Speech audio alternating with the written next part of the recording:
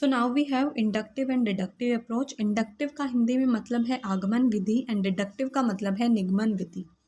Deductive approach involves starting with general rules or principle and then moving to a specific example or application. So deductive approach में क्या होता है कि हम एक जनरल रूल से स्टार्ट करते हैं। हम बच्चों को रूल्स पहले रूल्स सिखाएंगे, उसका स्ट्रक्चर क्या है, उसका प्रिंसिपल्स क्या है, वो सारी चीज़ें सिखाएंगे, फिर हम एग्जाम्पल्स पे जाते हैं। फॉर एग्ज़ाम्पल अगर हम लैंग्वेज टीचिंग की बात करें, हम हिंदी और इंग्लिश ग्रामर की बात करें, तो कोई भी टॉपिक हम स्टार्ट करने से पहले, उसके एग्जांपल्स देने से पहले हम उसे प्रॉपर जो है ग्रामेटिकल जो भी रूल्स हैं वो सिखाते हैं। उसके बाद ही हम उसको एग्जांपल्स में कैसे यूज़ करना है वो सिखा देंगे। फॉर एग्ज़ाम्पल अगर हम सेंटेंस फॉर्मेशन वाले टॉपिक की बात करें तो उसमें हम पहले सेंटेंस का स्ट्रक्चर क्या होगा वो सिखाते हैं बच्चों को, कि सेंटेंस में सबसे पहले एक सब्जेक्ट होगा, फिर सब्जेक्ट के अकॉर्डिंग हम हेल्पिंग वर्ब यूज़ करते हैं, देन हमारा ऑब्जेक्ट होगा, तो ऐसे ही क्या बनेगा, हमारा सिंपल सेंटेंस बनता है, फिर उससे हम उसको एग्जाम्पल में यूज़ करना सिखाते हैं। So the advantage is that it can be a great and efficient way to teach certain language structures. The learner can quickly understand the rule and apply it to the new situation। और ऐसे करने से क्या है, बच्चा जो है वो इजीली समझ पाएगा, वो हर एक रूल को इजीली ग्रैस्प कर लेता है और फिर वो जो है अपने आप ही जो है उसको एग्जाम्पल्स में न्यू सिचुएशन में यूज़ करना स्टार्ट कर देता है। So now we have inductive approach. ये इंडक्चर अप्रोच नहीं है, this is inductive approach. It involves starting with specific examples or instances and then moving towards some more general rule or principle। so inductive approach में क्या होता है कि हम एक specific example से start करते हैं, फिर हम general rules पर जाते हैं, यानी specific से हम general पर जाते हैं। ये बिल्कुल deductive का opposite होता है।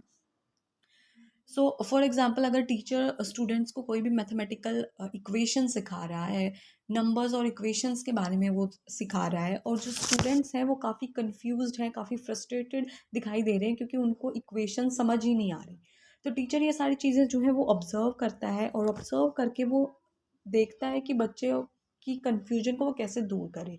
तो वो रियल लाइफ के जो रियल वर्ल्ड के जो एग्जाम्पल्स हैं उनको यूज़ करता है पहले, हैंड ऑन हैंड जो है वो रियल वर्ड से एग्जाम्पल उठाएगा, वो एग्जाम्पल्स उनको दिखाएगा और फिर जो है वो उनको रूल्स पर लेकर जाएगा। या फिर अगर हम हिस्ट्री की बात करें तो हमें कोई भी टॉपिक अगर हम पढ़ रहे हैं, हम सीधा बुक से पढ़ने से पहले हम उससे रिलेटेड स्टोरी बच्चों को सुनाते हैं, फिर वो स्टोरी से जो है उनके अंदर जो है वो इंटरेस्ट क्रिएट होता है और वो काफ़ी मोटिवेट भी होते हैं। सो उससे क्या होगा कि फिर स्टोरी से हम उसको उन लाइन टू लाइन उसको हिस्ट्री के जो हमारी फैक्ट्स हैं वो सारी चीज़ें हम पढ़ाएंगे।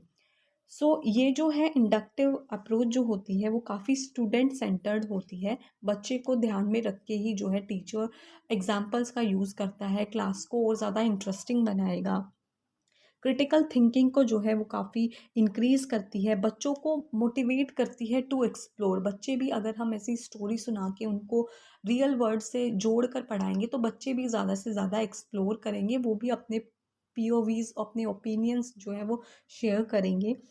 कौन जो कॉम्प्लेक्स कॉन्सेप्ट्स हैं वो इजी हो जाते हैं बच्चों के लिए, एंड इसमें हम जो है नोन टू अननोन जाते हैं, यानी कि जो बुक्स में जो लिखा हुआ है वो तो स्टूडेंट के लिए कम्प्लीटली अननोन चीज़ है, तो हम उसको पहले उससे रिलेटेड, उसके रियल लाइफ से रिलेटेड नॉन जो एग्जांपल्स हैं हम वो उसे कराएंगे। और ये जो है वो लर्निंग बाय डूइंग पे भी जो है वो ध्यान देती है। So in language teaching this might involves presenting learners with authentic language use such as text, conversation और वीडियोज़। सो काफ़ी बार क्या होता है कि स्टूडेंट्स भी जो है वो अब इतना बुक से नहीं सीखते, वो ऑडियो वीडियो जो हम एड्स यूज़ करते हैं उनसे काफ़ी जल्दी सीख लेते हैं। तो ये सारी चीज़ें ऑथेंटिक हम लैंग्वेज यूज़ को जो है वो यूज़ कर सकते हैं। Learners may need more guidance and support to identify the pattern or rules for themselves। So इसमें ये तो है कि उनको काफ़ी ज़्यादा गाइडेंस की ज़रूरत पड़ती है, उन टीचर को भी जो है वो उन्हें कई बारी बार जो है वो सिखाना पड़ता है, उसके बाद ही वो रूल्स को आइडेंटिफाई कर पाते हैं। So this is all about inductive and deductive approach.